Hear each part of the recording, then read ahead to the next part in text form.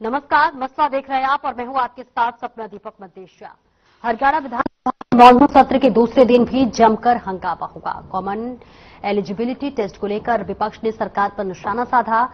वहीं मुख्यमंत्री नायब सिंह सैनी और पूर्व मुख्यमंत्री भूपेंद्र सिंह हुड्डा आमने सामने आ गए। इस बीच सदन में पूर्व विधायकों को मेडिकल अलाउंस देने का विधेयक भी पारित हुआ। साथ ही 1984 के सिख विरोधी दंगों में मारे गए लोगों के परिवारों को नौकरी देने का भी ऐलान भी किया गया। लेकिन इस बीच आपको बता दें कि हरियाणा विधानसभा में मानसून सत्र के दूसरे दिन कॉमन एलिजिबिलिटी टेस्ट यानी कि सीईटी पर हंगामा हुआ।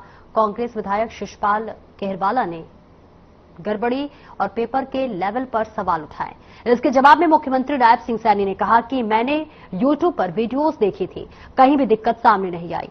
सदन में हरियाणा विधानसभा सदस्य संशोधन विधेयक 2025 पारित किया गया है। इसके तहत पूर्व विधायकों को 10,000 रुपए का मेडिकल अलाउंस मिलेगा। यह फैसला छोटे मेडिकल बिलों के लिए किया गया है। सीएम सैनी ने यह भी ऐलान किया है कि 1984 के सिख विरोधी दंगों में जान गंवाने वाले 121 लोगों के परिवारों के सदस्यों को हरियाणा सरकार में उनकी सहमति से प्राथमिकता के आधार पर नौकरी दी जाएगी। मंत्री श्रुति चौधरी ने एक सवाल के जवाब में कहा कि मैं समस्याओं का समाधान कर लूंगी। तभी हुड्डा खड़े हुए और मुख्यमंत्री नायब सिंह सैनी से कहा कि तुम ये पोर्टल वोटल छोड़ दो। तो देखिए किस तरह से आज दूसरे दिन भी सत्र जो है हंगामे का असर जरूर यहां पर देखने को मिला। इस बीच आपको यह भी बताते चले, कांग्रेस विधायक शिषपाल केहरवाला ने सदन में सीएटी को लेकर ध्यानाकर्षक प्रस्ताव रखा। उन्होंने कहा कि सरकार सीएटी एग्जाम में अनियमितताओं पर पेपर लेवल में असमानता से संबंधित सवालों पर जवाब दे। इस पर मुख्यमंत्री नायब सिंह सैनी ने कहा कि जब कोई प्रतियोगी परीक्षा कई सत्रों में कराई जाती है तो बहुत दिक्कत आती है। पहले दिन कुछ जगह बायोमेट्रिक मशीन की दिक्कत आई, लेकिन परीक्षा से पहले उनका समाधान करा दिया गया। सीएम ने आगे कहा कि मैंने एग्जाम के दिन कई यूट्यूबर्स को देखा, लेकिन एक भी बच्चे ने एग्जाम को लेकर कोई भी दिक्कत होने का जो है दावा नहीं किया। इसके साथ ही साथ रानिया से आईएनएलटी विधायक अर्जुन चौटाला ने ध्यानाकर्षक प्रस्ताव रखा। उन्होंने कहा कि प्रदेश में जलभराव की समस्या है, जिससे फसलें खराब हो गई हैं और पशुओं के लिए चारा भी नहीं बचा। सरकार ने इस पर कोई ध्यान नहीं दिया है। उन्होंने सरकार से सदन में समस्या का समाधान करने की मांग की और जिन जिलों में फसलें खराब हुई हैं वहां पर भी किसानों को राहत नहीं दी गई है। लेकिन इस बीच आपको बता दें, पूर्व मुख्यमंत्री भूपेंद्र सिंह हुड्डा भी लगातार सरकार पर निशाना साधते हुए नजर आए। उन्होंने कहा कि हरियाणा में भी वोट की चोरी से बनी है सरकार, फिर से पेपर बैलेट पर चुनाव कराने की मांग हुड्डा की तरफ से की गई। तो वही कांग्रेस विधायक बलवान सिंह दौलतपुरिया ने कहा कि हरियाणा का 40% हिस्सा जल भराव से जूझ रहा है। फतेहाबाद में इस बार सबसे ज्यादा नुकसान हुआ है। स्पेशल गिरदावरी की जाए, बेशक पोर्टल खोले जाए। इस पर मंत्री श्रुति चौधरी ने कहा कि पंप के जरिए पानी निकाला जा रहा है। अगर ऐसे गांव हैं जहां संज्ञान नहीं लिया गया है तो आप लोग आकर मुझे बताएं, हम वहां पर भी पंप से पहुंचाएंगे, मैं उस समस्या का समाधान करा लूंगी। इस पर पूर्व सीएम भूपेंद्र सिंह हुड्डा ने कहा कि यह विषय बहुत ही गंभीर है। मुख्यमंत्री बताया कि आप स्पेशल गिरदावरी कब कराएंगे, कब किसानों को मुआवजा मिलेगा। तुम ये पोर्टल वोटल छोड़ दो, सरकार ये बताए कि कितना मुआवजा दिया जाएगा। तभी सीएम नायब सिंह सैनी खड़े हुए और कहा कि लगातार विपक्ष के साथ ही पोर्टल का बदनाम करते रहे और आज इन पोर्टलों के जरिए ही लोगों को लाभ मिल रहा है। पहले पता ही नहीं चलता था कि पैसा कहां चला जाता था। ऐसे में दांगी बोले कि महम विधानसभा हरियाणा में नहीं आती है। जी हां, शून्यकाल में महम से कांग्रेस विधायक बलराम दांगी ने कहा कि महम में सड़कों का बुरा हाल है। उन्होंने कहा कि सीएम नायब सिंह सैनी ने सदन में 6 महीने पहले ये घोषणा की थी कि 6 महीने के भीतर सभी सड़कों को गड्ढा मुक्त कर दिया जाएगा, लेकिन मुझे लगता है कि महम विधानसभा शायद हरियाणा में नहीं आता है। यानी तमाम बातों को जिक्र करते हुए कांग्रेस, इनेलो, तमाम जो दल थे वो मुख्यमंत्री नायब सिंह सैनी से सवाल पूछते हुए नजर आए। तो वही प्रश्नकाल के दौरान कांग्रेस विधायक गीता भुक्कल ने कहा कि राज्य में कई ऐसे स्कूल हैं जिनकी बिल्डिंग जर्जर हो चुकी है। मैंने पहले भी ऐसे स्कूल्स की बिल्डिंग्स का मुद्दा उठाया था। क्या सरकार राजस्थान जैसी घटना का इंतजार कर रही है? इसका जवाब देते हुए शिक्षा मंत्री महिपाल ने बताया कि सरकार ऐसे स्कूल को गिरवा रही है, नए भवन के लिए निविदाएं निकाली जा रही हैं। इसके साथ ही साथ शून्यकाल में मुलाना से कांग्रेस विधायक पूजा चौधरी ने कहा कि प्रदेश में खुलेआम मर्डर हो रहे हैं, फिरौतियां मांगी जा रही है, बेटियां सुरक्षित नहीं है। मौजूदा सरकार कानून व्यवस्था बनाए रखने में विफल है। प्रदेश में बेरोजगारी बढ़ रही है, 21,000 पुलिस के पद खाली हैं, लेकिन सरकार के अभी तक एक भी भर्ती नहीं की है। उन्होंने मांग की है कि इन पदों पर जल्द से जल्द भर्ती की जाए। इसके साथ ही कल्याण ने कहा कि मानसून सत्र के पहले दिन स्पीकर हरविंद्र लगातार निशाना साधते हुए नजर आए। इसके साथ ही साथ जवाब भी उन्होंने दिया। उन्होंने कहा कि कांग्रेस विधायक गीता भुक्कल ने काम रोको प्रस्ताव रखा था जो नियमों के मुताबिक सही नहीं पाया गया, इस कारण से इसे अस्वीकार कर दिया गया। हालांकि सर्वदलीय बैठक में फैसला लिया गया है कि सदस्य के द्वारा फिर से एक स्थगन प्रस्ताव दिया जाएगा जिसे स्वीकार कर लिया गया है। इस पर कल चर्चा की जाएगी। तो अब आपको बता दें कि स्पीकर हरविंद्र कल्याण ने सदन की कार्रवाई कल यानी कि मंगलवार सुबह 11 बजे तक के लिए स्थगित कर दी है। इसके साथ ही आपको ये बता दें कि मुख्यमंत्री नायब सिंह सैनी ने सरकारी प्रस्ताव पेश किया। ये प्रस्ताव श्री गुरु तेग बहादुर साहिब जी के 350वें शहीदी दिवस के अवसर पर पेश किया गया। उन्होंने कहा कि ये वर्ष 9वें सिख गुरु एवं हिंद की चादर श्री गुरु तेग बहादुर साहिब जी का 350वां शहीदी वर्ष है। सदन उनके अद्वितीय बलिदान के प्रति गहरी श्रद्धा व्यक्त करते हैं। आपको बता दें मुख्यमंत्री नायब सिंह सैनी ने सदन में बड़ी घोषणा भी की। उन्होंने कहा कि 1984 के सिख विरोधी दंगों के दौरान जान गंवाने वाले लोगों के परिजनों को हरियाणा सरकार में यथोचित नौकरी दी जाएगी। उन्होंने बताया कि सिख विरोधी दंगों के दौरान हरियाणा 121 लोगों की मृत्यु हुई थी और सभी 121 परिवारों के वर्तमान सदस्य को उनकी सहमति से प्राथमिकता के आधार पर नौकरी दी जाएगी।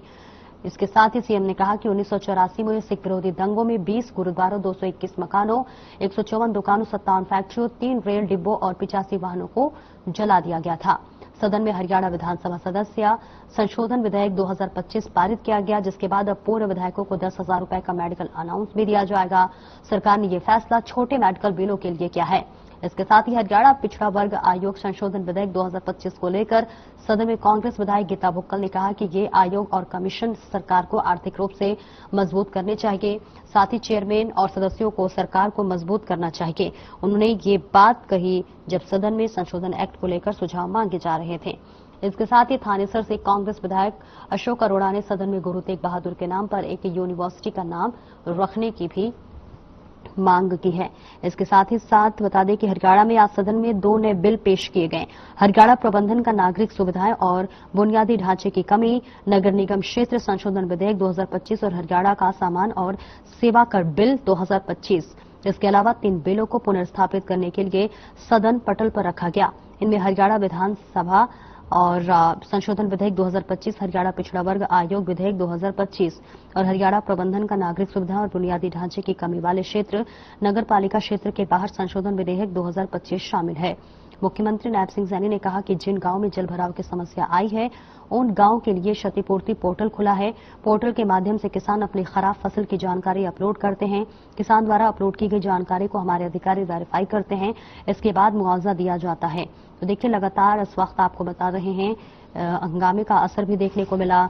लगातार पक्ष और विपक्ष एक दूसरे के सामने आते हुए नजर आए। तमाम बातों का जिक्र कर, चाहे वो बेरोजगार हो, चाहे वो जल भराव की समस्या हो, तमाम मुद्दे को लेकर आज विपक्ष सरकार पर निशाना साधता हुआ नजर आया।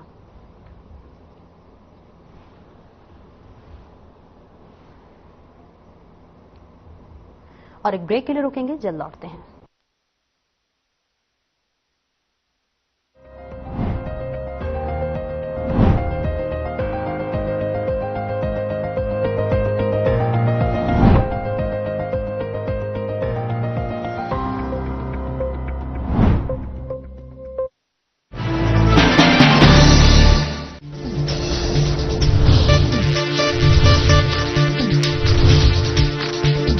साधना इंस्टीट्यूट के छात्र हर साल नए नए जगहों पर नए नए संस्थानों पर काम करने के लिए जाते हैं, उन्हें प्लेसमेंट मिलता है और साथ ही साथ वो संस्थानों का और साधना इंस्टीट्यूट का नाम भी रोशन करते हैं। तो अगर आप इलेक्ट्रॉनिक मीडिया, मास कम्युनिकेशन में अपना करियर बनाना चाहते हैं तो साधना इंस्टीट्यूट आपके लिए एक सबसे बढ़िया विकल्प है। यशस्वी प्रधानमंत्री नरेंद्र मोदी जी के मार्गदर्शन में माननीय मुख्यमंत्री योगी आदित्यनाथ जी द्वारा अपनाई गई परंपरा के साथ प्रगति की नीति गोवंश संरक्षण और गोधन इकोनॉमी की दिशा में समूचे देश के लिए बन गई एक मॉडल योजना। 2018-19 में निराश्रित गोवंश की समस्या के निदान हेतु स्पष्ट नीति निर्धारण के बाद प्रदेश में अवैध बूचड़खाने बंद हो गए। 2017 से पहले सिर्फ 100 गो आश्रय स्थल थे। 2025 में जिनकी संख्या 7,700 से भी अधिक हो चुकी है। मुख्यमंत्री सहभागिता योजना के अंतर्गत गोवंश के भरण पोषण के लिए डीबीटी के माध्यम से वितरित की जा रही है सहायता राशि। 2017 के बाद गोधन उत्पादों के अर्थतंत्र को पहली बार समझा गया तो आर्थिक उन्नति का नया मॉडल भी स्थापित हो गया। महिला स्वयं सहायता समूहों की सक्रिय भूमिका ने ग्रामीण क्षेत्रों में सृजित किए रोजगार के नए अवसर। काम दमदार, डबल इंजन सरकार। क्या रंग खिला, क्या रूप सजा, मैंने ही नहीं दुनिया ने कहा।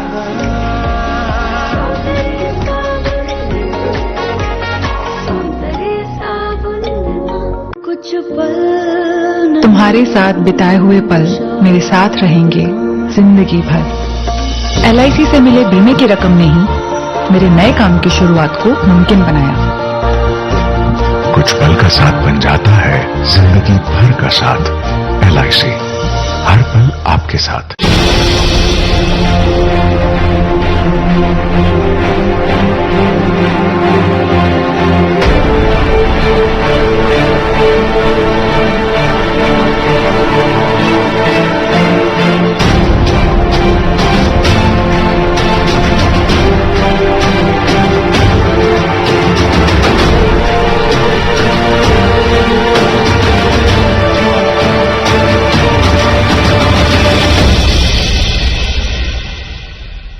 कुछ लोग खाते पीते तो बहुत बढ़िया हैं, पर फिर भी उनकी सेहत नहीं बनती। पिचके हुए गाल हैं, हड्डियां निकली हुई हैं, पैंटें ढीली हैं, कपड़े जचते नहीं, कोई पर्सनैलिटी नहीं। ऐसे लगता है इधर से खाए जा रहे हैं, उधर से निकले जा रहा है, क्योंकि उनका पाचन तंत्र खराब है। और जब तक के पाचन तंत्र दुरुस्त नहीं होगा, वो जितना मर्जी अच्छे से अच्छा खा ले, उनकी सेहत नहीं बन सकती। इसलिए हमारी संस्था सन्यासी आयुर्वेदा ने एक ऐसी दवा का निर्माण किया है जो कि आपके लिवर को, आपके पाचन तंत्र को दुरुस्त करने का काम करती है, ताकि आप जो भी खाएं उसका पूरे का पूरा निचोड़ आपके शरीर को लगे, आपकी भूख बढ़े, खाया पिया सही से लगे, नया खून बने, हड्डियों में जान आए, वजन बढ़े और आप मोटे तगड़े खूबसूरत पर्सनैलिटी के मालिक बन जाएं। सिर्फ 699 रुपए की पूरे 1 महीने की दवा होती है और आप इसे घर बैठे 01145454545 पर फोन करके दवा मंगवा सकते हैं।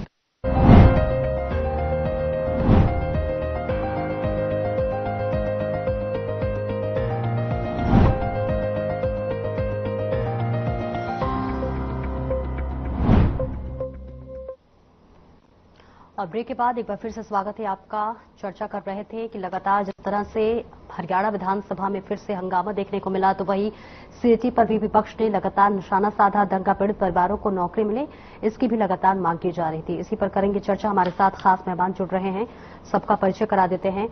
बीजेपी से प्रवक्ता सुनील फोगाट हमारे साथ जुड़ रहे हैं और इसके साथ ही कांग्रेस से प्रवक्ता सुखबीर तंवर हमारे साथ जुड़ रहे हैं और हमारे साथ वरिष्ठ पत्रकार मनोज कुमार जुड़ रहे हैं।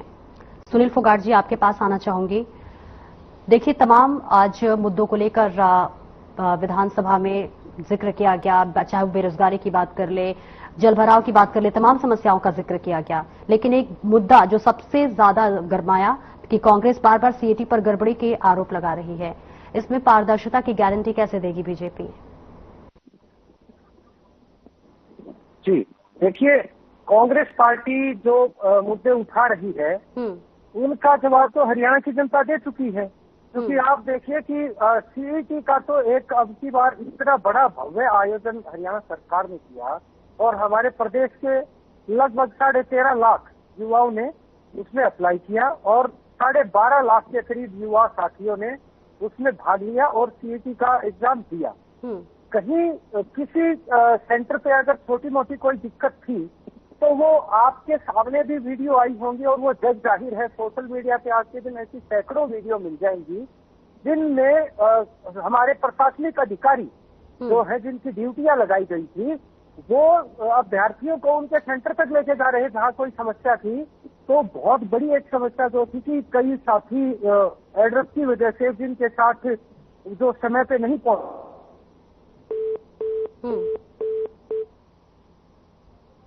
ठीक है, कुछ टेक्निकल प्रॉब्लम आ रही है, वापस से आपके पास आऊंगी सुनील फोगाट जी। और कोई भी आरोप नहीं लगा अब तक। ये तो देखिए कुछ ना कुछ विपक्ष कहेगा, इनका काम है कहना। अगर ये टीका टिप्पणी नहीं करेंगे, ऐसी नेगेटिव बातें नहीं करेंगे तो इस विपक्ष में कैसे बैठे रहेंगे? यही तो इनकी खूबसूरती है ना कि इनको किसी भी चीज में सकारात्मकता नहीं दिखती, हर चीज में इनको नकारात्मकता दिखती। ठीक है, खुश है। आप देखिए सामाजिक संस्थाओं ने भी कहीं किसी ने पानी पिला के उनकी सेवा की है, किसी ने खाना खिला के की है, कहीं जो उनके साथ में आए थे, अभ्यर्थियों के साथ जो लगाए थे, उनके रुकने की व्यवस्था, कितने सामाजिक संगठनों ने भी इसको एक, जैसे हमारे माननीय मुख्यमंत्री नायब सैनी जी कहते हैं कि सीईटी को हरियाणा प्रदेश ने अब की बार एक पर्व के रूप में मनाया है। अभ्यर्थियों को समय पर उनके सेंटर पे पहुंचाया गया अधिकारियों द्वारा, और जो उनके साथ आने वाले थे, उनके परिवारजन थे, उनकी सेवा में भी हमारे सरकार ने और जो सामाजिक संगठन है उन्होंने कोई कसर नहीं छोड़ी, और इतने बड़े स्तर पर हमारे अभ्यर्थियों ने परीक्षा दी है। ये उसी का परिचायक है कि हाँ, अब की बार अगर कोई कमी है, कहीं पे कुछ रह गया है, तो वो कांग्रेस पार्टी विशेष तौर से, विपक्ष में क्योंकि ज्यादा नंबर इनके पास है, तो विशेष तौर से इनकी नकारात्मकता बची हुई है। हरियाणा की जनता ने तो बड़ी कोशिश की वो नकारात्मकता निकालने की, लेकिन इनके दिमाग से नहीं जाएगी, इनको भगवान सद्बुद्धि दे। लेकिन हरियाणा में सब है। सीईटी के मामले में एक बहुत बड़ा आंकड़ा है, हम ऐसे ही नहीं कह सकते उसके बारे में, बहुत बड़ा आंकड़ा है। 12.5 लाख के करीब अभ्यर्थियों ने उसमें दिए, और किसी किसी जिले में तो आप देखिए 95% तक भी किसी जिले में नंबर गया है। आप ये देखिए 90% से तो कम 2-4 जिले ही ऐसे होंगे मेरे हिसाब से जहां 90% से कम का अगर प्रतिशत आया होगा, जहां पे अभ्यर्थियों ने एग्जाम दिया है। तो सबसे बड़ी बात यह है कि इसके अंदर अगर कोई नकारात्मकता देखता है तो भगवान उसको सद्बुद्धि दे। हाँ, सीईटी के मामले में हरियाणा प्रदेश के युवा खुश हैं और उनके परिवारजन खुश हैं। जैसे पहले की तरह हरियाणा में बिल्कुल पारदर्शी माहौल था, कहीं कुछ कमियां थी, कहीं छोटी मोटी। ठीक है सर, सुखबीर तंवर जी आपके पास आना चाहूंगी। देखिए, आई थिंक आपके सवालों का जवाब मिल गया होगा, लेकिन एक सवाल ये कि देखिए, जब आपकी सरकार थी तभी भी कांग्रेस कई भर्ती घोटालों में घिर चुकी है। ऐसे में आप पारदर्शिता की बात कैसे कर सकते हैं? आप सुन पा रहे हैं सुखबीर तंवर जी?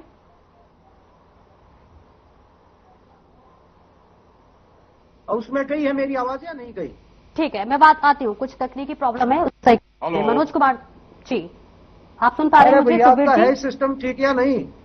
सर सिस्टम ठीक है, हम ठीक करा रहे हैं। ठीक है, लौटती हूँ सुखबीर तंवर जी। अरे इतनी महत्वपूर्ण बात थी, बताइए। अरे अगर टेक्निकल इश्यू है तो बंद कर दो इसको। ठीक है, मैं सही करवाती हूँ सर। मनोज कुमार जी आपके पास आना चाहूंगी।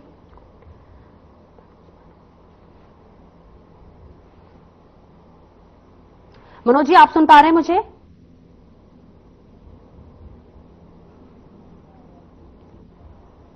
तो कुछ तकनीकी दिक्कत है, हम उसे इसके लिए माफी चाहेंगे और हम उसे सही करा रहे हैं। तो देखिए, लगातार जिस तरह से आज तस्वीरें देखने को मिली, कई मुद्दों को लेकर विपक्ष इस वक्त सत्ता पक्ष पर निशाना साधता हुआ नजर आया, चाहे वो रोजगार का मुद्दा हो, महिला सुरक्षा का मुद्दा हो, या फिर जलभराव की समस्या हो। इसके साथ ही साथ INLD भी सत्ता पक्ष पर विफल पड़ी। इसके साथ ही साथ पूर्व मुख्यमंत्री ने भी कई मुद्दों को उठाया और उन्होंने सरकार पर निशाना साधा। उन्होंने कहा कि हरियाणा में वोट चोरी जो मुद्दा है उससे सरकार बनी है और फिर से बैलेट पेपर से चुनाव कराने की पूर्व मुख्यमंत्री ने मांग की, जिसका जवाब भी मुख्यमंत्री नायब सिंह सैनी देते हुए नजर आए। तो लगातार हमारे साथ तमाम गेस्ट भी बने हुए हैं। मनोज कुमार जी, आप तक मेरी आवाज पहुंच पा रही है? आपकी आवाज आ रही है जी। मनोज जी बताइए, देखिए जिस तरह से लगातार हंगामे का असर देखने को मिल रहा है, कल भी हंगामा, आज भी हंगामा, विपक्ष लगातार हंगामा करता हुआ नजर आ रहा है। ऐसे में सवाल ये है कि जो असली मुद्दे हैं, जो जनता के मुद्दे हैं, उस पर बात कब होगी? हाँ, मुझे ऐसा लगता है कि ऑपोजिशन और सत्ता पक्ष जिस तरह से सेशन चल रहा है, बखूबी जो है लोगों का ही पर्टिनेंट इश्यूज है। जैसे जिस तरह से आज जो है फ्लड का एक मामला उठाया गया कि रोहतक में और जज्जर में और भिवानी में जगह जगह पे जो है फ्लड के कारण क्रॉप्स जो है नष्ट हो रहा है। इस पे जो है सरकार को ध्यान देना चाहिए और जो भी इसको प्रिपरेशन पहले करना चाहिए वो नहीं हो पाया, इसके लिए सरकार को जो है मुआवजा किसानों को देना चाहिए। इसके साथ साथ अगर हम सीईटी की भी बात करें तो अपोजिशन ने जो है सीईटी का भी मुद्दा उठाया, जिसमें बोला कि जो स्टूडेंट थे उनको कुछ परेशानी हुई है, तो लेकर के मुख्यमंत्री जी ने बखूबी आंसर दिया और कहा कि सीईटी का जो अरेंजमेंट था बहुत अच्छा था और इससे जो है शायद ही कोई स्टूडेंट को कोई प्रॉब्लम हो। हालांकि उन्होंने कटाक्ष भी किया अपोजिशन पे कि सिर्फ अपोजिशन वाले को ही ऐसा लगा कि सीईटी में जो कैंडिडेट इनको प्रॉब्लम हुआ, जबकि सरकार द्वारा जो है चाहे ट्रांसपोर्ट का व्यवस्था हो, चाहे पानी पीने खाना का व्यवस्था हो, बखूबी सरकार ने निभाया है। इसके साथ ही जो है लॉ एंड ऑर्डर के बारे में भी चर्चा, हालांकि कल हंगामा हुआ था, लेकिन सरकार ने बोला है कि हम डिस्कशन करेंगे, तो इससे हो सकता है कि कल जो है लॉ एंड ऑर्डर पे वार्ता होगी। ठीक है, सुखबीर तंवर जी आपके पास आना चाहूंगी। देखिए, आज सीईटी को लेकर भी कांग्रेस लगातार सत्ता पक्ष पर बिफरते हुए नजर आई, लेकिन सवाल ये भी है सर कि जब आपकी सरकार थी तभी भी कांग्रेस कई भर्ती घोटालों को लेकर घिर चुकी है। ऐसे में कांग्रेस पारदर्शिता की बात कैसे कर सकती है? सपना जी, भारतीय जनता पार्टी के कुशासन में विगत 11 वर्षों की अनियमितता और विसंगतियों के संदर्भ में दुष्यंत कुमार की पंक्तियों से शुरुआत करूंगा। हो गई है पीर पर्वत से पिघलनी चाहिए, इस हिमालय से कोई गंगा निकलनी चाहिए। सिर्फ हंगामा हमारा मकसद नहीं, हमारी कोशिश है कि सूरत बदलनी चाहिए। विधानसभा सत्र के पहले दिन जिस प्रकार से कानून व्यवस्था के मुद्दे पे जो काम रोको प्रस्ताव दिया गया था और भारतीय जनता पार्टी ने जिस प्रकार से उसको नकारने का प्रयास किया, तो उसकी मैं निंदा करता हूं। इसके अलावा आज कोई जो विपक्ष है वो बेहद मजबूत है। अभी सुनील कह रहे थे, तो इनको याद रखना चाहिए दोनों के 39% से कुछ ज्यादा है, तो ज्यादा हवा में उड़ने की जरूरत नहीं है। इसके अलावा जो गतिरोध हुआ विधानसभा में, निश्चित तौर पे वो सत्ता पक्ष की वजह से हुआ, जो इस प्रदेश की बिगड़ी हुई कानून व्यवस्था पे चर्चा नहीं चाहते थे। निश्चित तौर पे आज के मजबूत विपक्ष ने जिस प्रकार से सत्ता पक्ष को मजबूर किया, उसके बारे में तो एक वो कहावत चरितार्थ होती है, अंततः सत्ता पक्ष को 100 प्याज भी खाने पड़े और 100 जूते भी खाने पड़े, वो कहावत आज चरितार्थ हुई। इसके अलावा जिस प्रकार से भारतीय राष्ट्रीय कांग्रेस ने कानून व्यवस्था के मुद्दे पर जो विषय रखे और उसको अंततः माना इन्होंने, तो इससे इनकी पोल खुल जाती कि ये चाहते क्या है। निश्चित तौर पे भारतीय राष्ट्रीय कांग्रेस प्रदेश में अपनी सामाजिक और राजनीतिक जिम्मेदारी का महत्वपूर्ण निर्वहन निरंतर कर रही है और आगे भी करेगी। और जिस प्रकार से माननीय मुख्यमंत्री नायब सिंह सैनी साहब बतौर गृह मंत्री प्रदेश में विफल रहे हैं, और जो अपराध और अपराधियों पे तो इनका नियंत्रण है नहीं, और जिस प्रकार से आज लोकतंत्र के चौथे स्तंभ मीडिया पे जो एक अघोषित बंद करने का जो विषय है, जिस प्रकार से पत्रकारों को कितनी आतंकवाद की धाराओं में मुकदमे पंजीकृत करके जेल भेजा जा रहा है, ये निश्चित तौर पे जिस तरह के हालात इन्होंने बढ़ा दिए हैं, ये अत्यंत दुर्भाग्यपूर्ण है और मैं इसकी कड़ी निंदा करता हूं। इसके अलावा जो जंगल राज की परिस्थिति हरियाणा प्रदेश में है, उन परिस्थितियों को ठीक करना चाहिए और इस प्रदेश में शांति और सुरक्षा का भाव विकसित करना चाहिए, जो कि आज समाप्त हो चुका है। इसके अलावा अभी जो आप सीईटी की बात कर रहे थे, निश्चित तौर पे जो सीईटी पे सवाल है जो आज उठे हैं विधानसभा में, उस पर चर्चा नहीं करूंगा। निश्चित तौर पे जिस प्रकार से अभी आंकड़े बताए जा रहे थे, कुछ हजार के लिए और 11.5 लाख का जो आंकड़ा है, ये अपने आप में ये बताता है कि निश्चित तौर पे हरियाणा प्रदेश में बेरोजगारी के आंकड़े क्या है। इसके अलावा जो नहीं, रुकिए अभी मुझे 1 मिनट बोलने दीजिए आप। ठीक है, जल्दी से सर प्लीज, क्योंकि समय इसके अलावा जिस प्रकार से मनोज कुमार जी ने विषय बताए, जो आज जल भराव का मुद्दा सारे प्रदेश में, और जो 4 बूंद पड़ते ही हरियाणा प्रदेश की आर्थिक राजधानी जलग्राम में तब्दील हो जाती है, वो छिपी हुई नहीं है। और जो आर्थिक व्यवस्था है प्रदेश की, जो कर्ज लेकर घी पिघलने वाली कहावत को निरंतर चरितार्थ कर रहे हैं, और भ्रष्टाचार पर 0 टॉलरेंस की बात करने वाले, वो टॉलरेंस टूट चुकी है। और परिवार पहचान पत्र 5 वर्ष के बाद भी जिस प्रकार के आज विषय मुंह खड़े हैं, कभी घटा देते हैं कभी बढ़ा देते हैं, वो आप सबके सामने प्रदेशवासी भुगत भोगी हैं। और जो आपका प्रॉपर्टी आईडी का विषय, निरंतर भ्रष्टाचार चल रहा है। आप अपने हिसाब से, अपने चैनल के हिसाब से किसी भी जगह जहां पे प्रॉपर्टी आईडी बन रही है, वहां अपने भेज दो स्टाफ को, पता चल जाएगा कितना भारी भ्रष्टाचार है। और पूरे प्रदेश में जो सरकारी संरक्षण में अवैध कॉलोनियां विकसित हुई है, वो छिपी हुई नहीं है। ये सारे इस तरह के मामले हैं जिन पे आज हरियाणा प्रदेश को एक तरीके से लूटा जा रहा है, और वो भी सरकारी संरक्षण में। और कृषि क्षेत्र की बात कर लूं, ठीक है, आपके तमाम सवाल जो थे वो उसका भी जवाब मुख्यमंत्री देते हुए नजर आ रहे थे। इसके साथ ही गड्ढे की बात करें तो श्रुति चौधरी ने भी बोला था कि जितने भी गड्ढे हैं वो बहुत ही जल्दी उन्हें भर दिए जाएंगे। तो जिस तरह से आपकी कविता थी, शुरुआत तो आपने बहुत अच्छी की, लेकिन आपका मकसद यानी कांग्रेस का मकसद हंगामा ही दिख रहा है, क्योंकि 2 दिन से लगातार जिस तरह से कार्रवाई हो रही है वो हंगामे की भेंटें चढ़ रही है सदन की कार्रवाई। इस चर्चा में मेरे साथ इतना ही। नमस्कार।